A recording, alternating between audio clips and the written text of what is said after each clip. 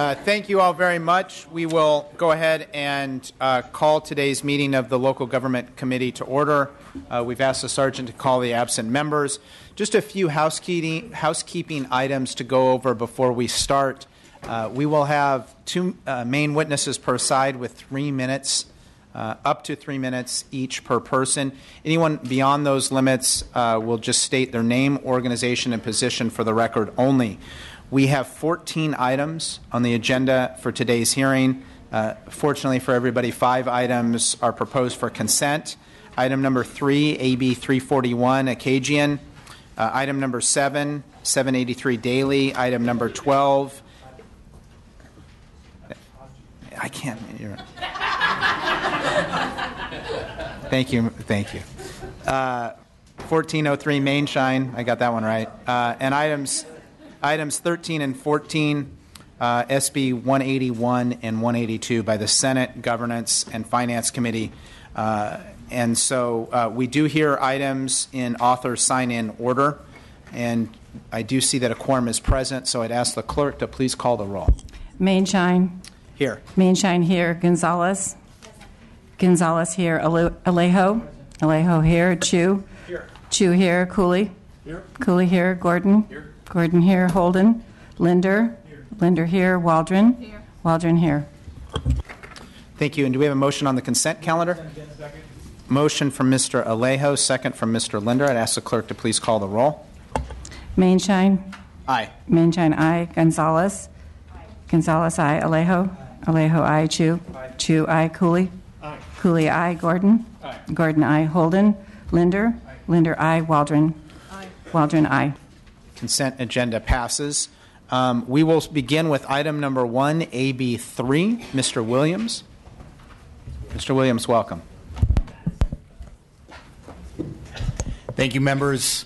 Mr. Chair, first I would like to thank committee staff for their input and their work on the bill. AB 3 is a district bill. Over the past year, you are all aware of the high-profile events that the Isla Vista community has undergone in Santa Barbara County.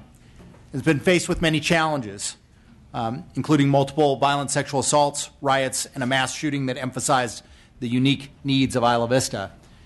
Members, this is not just last year. There are more of the everyday tragedies that unfold all the time in this community that we seek to remedy. But following these events, the UCSB Foundation trustees recommended creating a community services district for Isla Vista through legislation. As such, AB 3 establishes a community service district for providing critical services to the community of IV. Members, the opponents of this bill will argue that the CSD should go through the LAFCO process. There are several reasons why this bill does not go through LAFCO, or why a CSD should not go through LAFCO. First, it was specifically requested to not do so because of the emergency nature of the problem. Secondly, creating a CSD through legislation allows us flexibility with the board makeup and the financing mechanism to address the unique needs of the Isla Vista community without touching the third rail in the community in the past, which has been property taxes. IV has tried several attempts over the past 45 years to gain self-governance, and all of those attempts have either been denied or not acted upon or frustrated by actions of LAFCO. And lastly, this just begs the fundamental question. We, the legislature, we designated LAFCO with authority, but when a local LAFCO cannot take care of a very important, complicated, but ever-present problem for 45 years, do we have the authority to take that back and act ourselves? I think we do have that authority. While the CSD is not going through the traditional LAFCO process, this bill has undergone extensive community outreach, including 42 public meetings and 4 public town halls. It truly reflects the majority opinion from the community. Specifically, this bill outlines services the CSD can provide including a tenant mediation program, the ability to contract for additional police services, and exercise the power of a parking district. It establishes a 7-member board, 5 elected and 2 appointed positions. And it authorizes the CSD to levy a utility user tax. In the past, property taxes have been considered very, in this community, strange because student voters have overwhelming numbers but don't pay property taxes. Instead, both student and non-students rallied around the idea of a UUT, that is a shared burden, something paid by both tenants and landowners. It creates a 2-tiered approval process, requiring the voter approval for the formation of the district and making the operation of the district contingent upon the passage of a utility user tax. The current conditions in Isla Vista have reached a breaking point. Critical infrastructure and services are not being provided, and the safety and well-being of IV's residents are not being adequately protected. And this bill will provide these services or provide an increase in those services and local representation to a community that has not received enough services for far too long. With me today is the supervisor from the 3rd District, which includes Isla Vista, Doreen Farr, and Cameron Shunk, representing UCSB associated students. Supervisor Farr. Thank you. Good afternoon, Chair and committee members. I do represent the 3rd District on the Santa Barbara County Board of Supervisors, which does include Isla Vista. And I am here to support AB 3.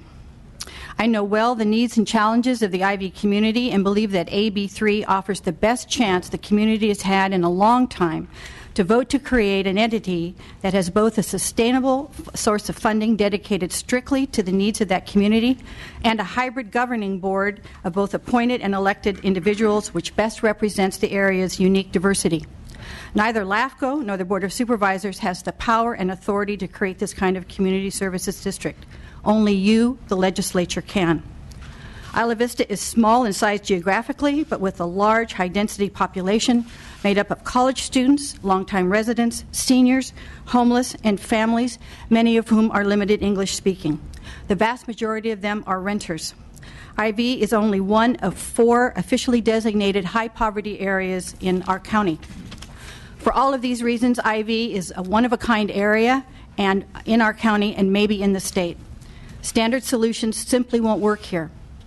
Past actions of SB LAFCO in supporting cityhood for Goleta made IV even more unique by leaving it as an island of urban development lacking the financial resources to become a city. And since taking that action a dozen years ago, SB LAFCO has not been proactive in trying to find new solutions for IV. So although I am the current chair of SB LAFCO, I did not support their letter of opposition to AB 3, and neither did my fellow supervisor who sits on the commission with me. IV was also the only area in the unincorporated county to qualify to become a redevelopment area.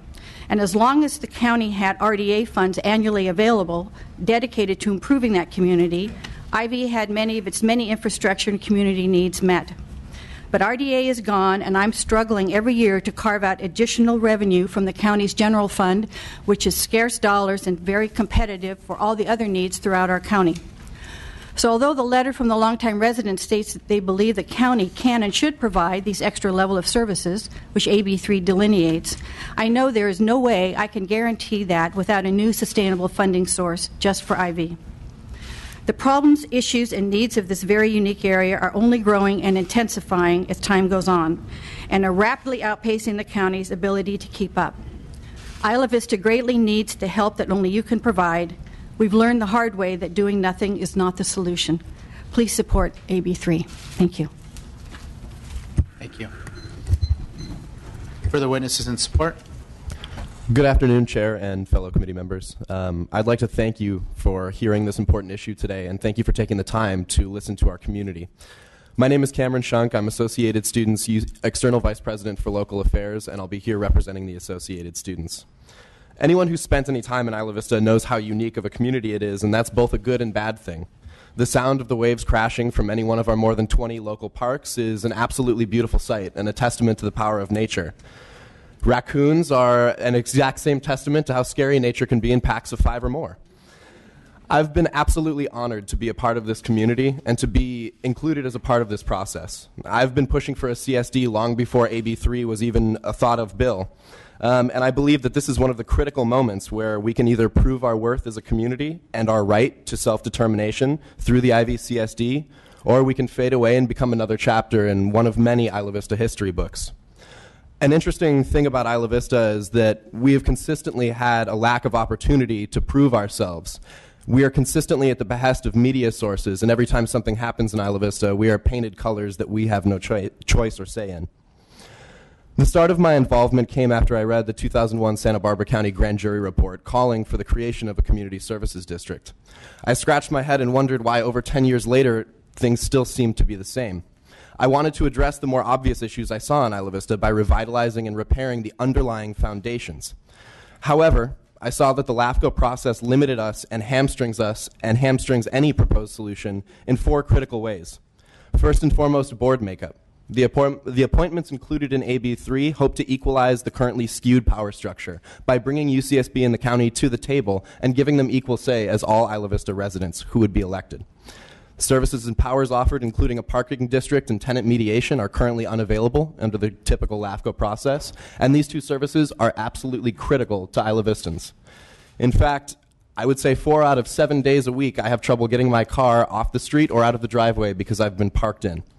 Taxation authority, a UUT, as mentioned by Doss Williams, is a tax that will be paid by all those who will be using the services, rather than a property tax passed on to landlords who oftentimes don't even live in Isla Vista. Finally, LAFCO members themselves have often expressed direct opposition not only to AB3, but to the idea of a community services district in Isla Vista in general. So the question I pose to all of you is, why then as a community would we overturn the keys to this process to an entity that we know does not seek its success? With these reasons, and for the reason of allowing Isla Vista to determine its own future, I encourage you to also support AB3. Thank you so much for your time. Thank you. Further witnesses in support, name and organization only, please.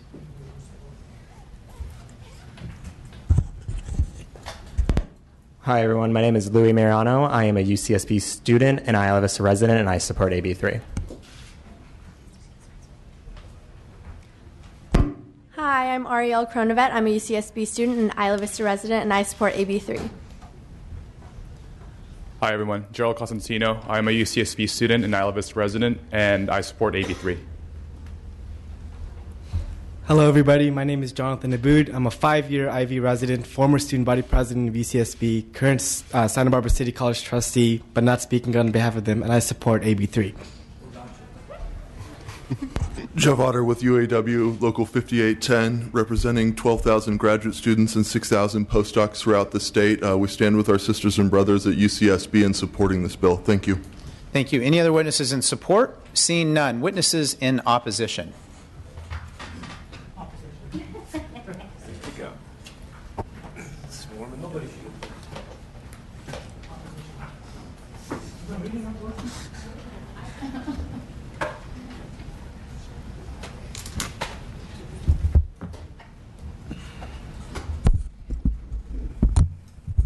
Go ahead. Go ahead. You want me to go first? All right. Thank you for this opportunity to speak. My name is Peggy Sutar. I'm a 33-year resident homeowner of Isla Vista and a UCSB and SBCC grad. I am here today representing a group of 47 homeowners and long-term residents. This group of Isla Vistans sit on local elected boards, committees, and nonprofits. Many have raised their children in this community. We are devoted to this amazing town and are concerned for the well-being and safety of all of our residents. It does not need to be repeated that at times this is a very dangerous place to live. Many of us have attended almost every meeting of AB3 in the hope that the community can come up with solutions to our challenges. Throughout the process, we have been asking for a fiscal analysis so we could see what the proposed services and the administration of these services would cost. We have also been looking for answers from the university on the role they would play in the future of a CSD or other form of self-governance. The latest amendments came out after we wrote the letter, but I'm sure many of our residents would be concerned over the bifurcation of forming a CSD and board in one election, and then sometime in the next 10 years, having a separate election on the funding mechanism.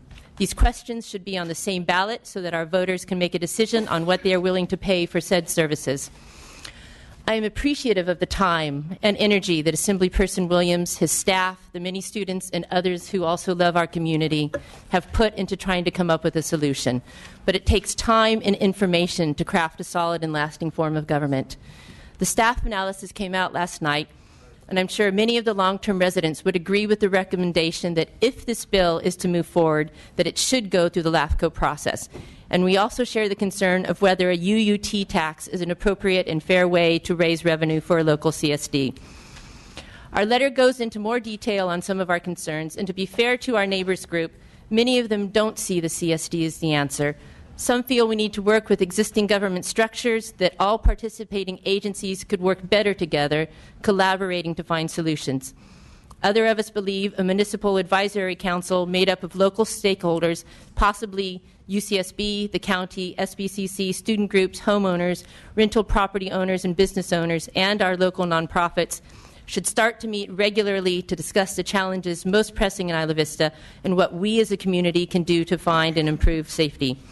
And if the MAC and community finds that there should be an additional tax for services, our County Service Area 31 may be an efficient and direct way to provide additional funding. We urge you to oppose this bill, and if you do decide to forward this bill, please amend the bill to go through the LAFCO process. A full study and analysis needs to be done, and then should be discussed locally, so no one needs to drive 7 hours to give input. Thank you for your time and consideration. Thank you. Thank you, Mr. Chairman, members of the committee. My name is Paul Hood. I'm the Executive Officer of Santa Barbara LAFCO, and I'll be sharing my time with Pamela Miller from Cal LAFCO, so I'll be brief.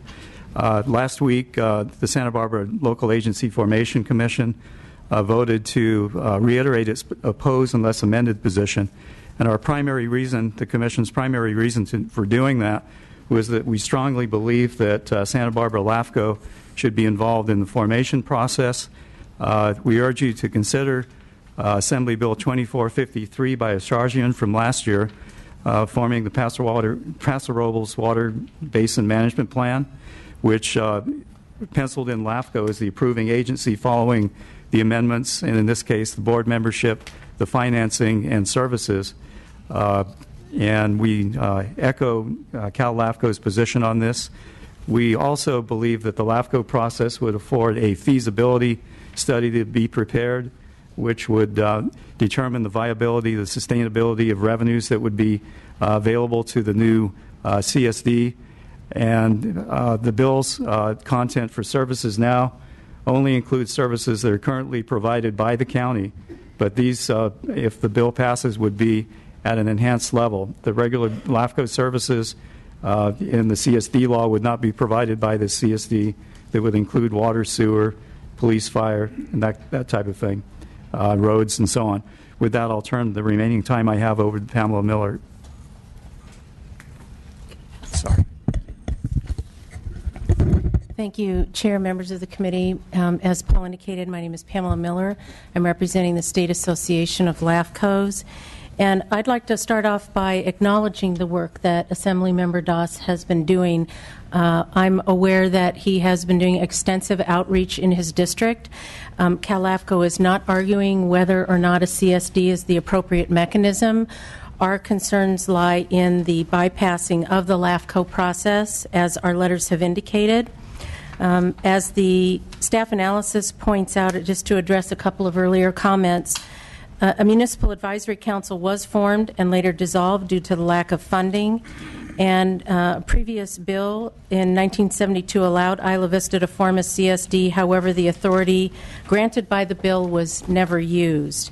So it is true, as the Assemblyman said, that LAFCOs cannot approve the proposed governance structure or the proposed services to be provided, but bypassing a comprehensive analysis is very dangerous.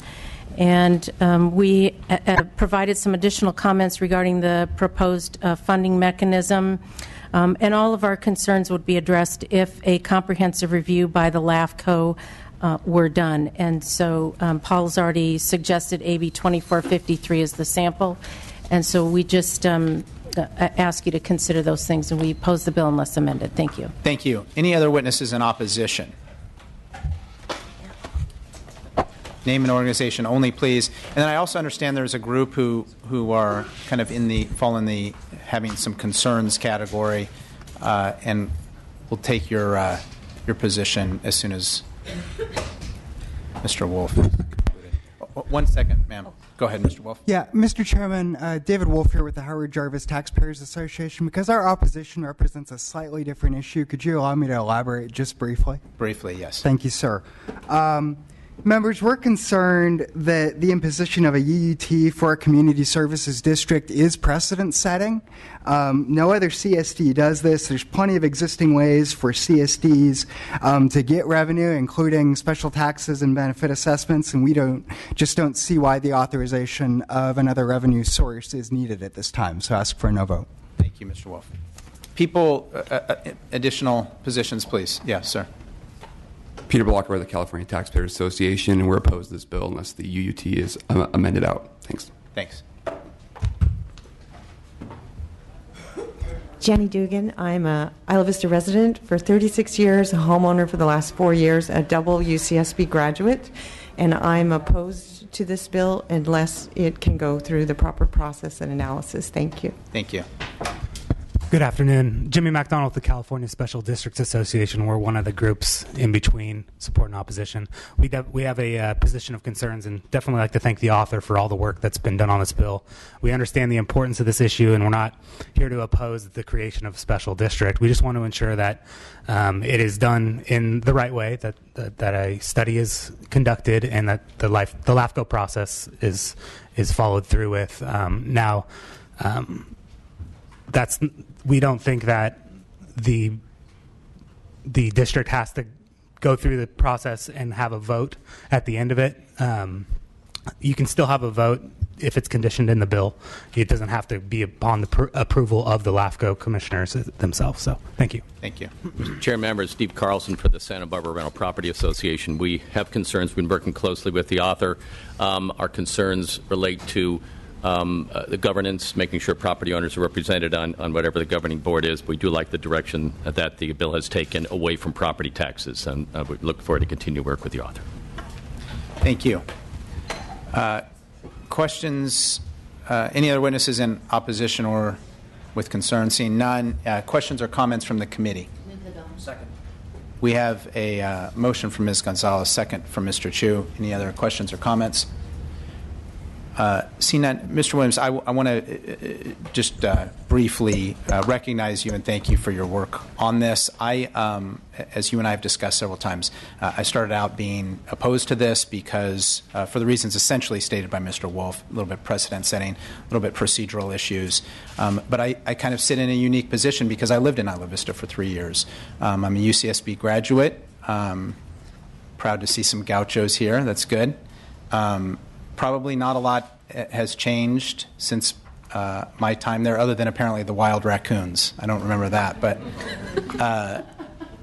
I do remember a little bit of partying apparently there in Isla Vista, and which I heard about. I was in the library all the time. I'm sure you were. But a number of my friends participated in the partying. And of course, the parking. I'm great at parallel parking now. All you gauchos will be, from cramming your car in and bumping the car in front and bumping the car in back till you kind of squeeze in. So you'll have that skill for the rest of your life too. But Isla Vista is unique, and so in the sense that I and probably any other circumstance that I could think of, I'd be a no vote. I'm not going to vote no today. I'm not quite to yes. I want to continue to work with you as this proceeds through. But I think Isla Vista sits in a unique position because it's 1 square mile, because of all the issues that have traditionally been there back since my time up through the current time. And in fact, the latest incident was literally on the exact block I lived on. So this hits close to home for me. So I want to continue working with you. I want to give you credit for tackling a tough issue. I don't know what the answer is there. because it is complicated and because it is transient, and there's just a whole host of unique issues to Isla Vista. I have been persuaded by the testimony today and just kind of my life experience there. I won't be voting no, won't quite get to yes, but I want to keep working with you in your office on this and give you credit for tackling this. So with that, seeing no further comments, we have a motion and a second. I'd ask the clerk to please call the roll. Oh, and excuse me 1 second. The motion is... members close. I won't take much time in the close. Just to say that I agree with those in opposition that say that there are important elements, such as the financial feasibility study, that need to be addressed, whether or not that is in the hands of LAFCO. And the financial feasibility study, I'm pleased to tell you, is underway. It is not completely paid for. We have pledges from Santa Barbara City College, UC Santa Barbara, the Associated Students, and third district supervisor, and a private individual that actually got it going and got the study underway. But members, you have to have a proposal to study. Otherwise, you have to study all financial possibilities, and that's really too expensive for any financial feasibility study. So having this bill helps complete that financial feasibility study. It is our goal to get that financial feasibility study done by the time this comes back for concurrence and before the Senate committee sees it, because I want to be able to produce that to all of you. And secondly, to address the issue of the most fundamental question, I think it boils down at the end of the day to, should Isla Vistans be able to vote on this, right? Should they be able to vote on local governance? And because it's tied to the tax, 2/3 of them have to vote yes for this CSD to go forward. And I just think that's a fundamental question. Do they have the right to pass a local government by a 2/3 majority, and should we respect that? And I hope we will. I ask for your aye vote. Thank you, Mr. Williams. We have a motion and a second. I'd ask the clerk to call the roll. The motion is do pass and re-refer to the Committee on Appropriations. Mainshine. Not voting. Mainshine not voting. Gonzalez. Aye. Gonzalez, aye. Alejo. No. Alejo, no. Alejo, aye. Chu. Aye. Chu, aye. Cooley. Aye. Cooley, aye. Gordon. Aye. Gordon, aye. Holden. Aye. Holden, aye. Linder. No. Linder, no. Waldron. Not voting. Waldron not voting. Your measure is out 6-1. Thank you. Thank you, members. Go Gauchos. And I'll second that, Mr. Alejo.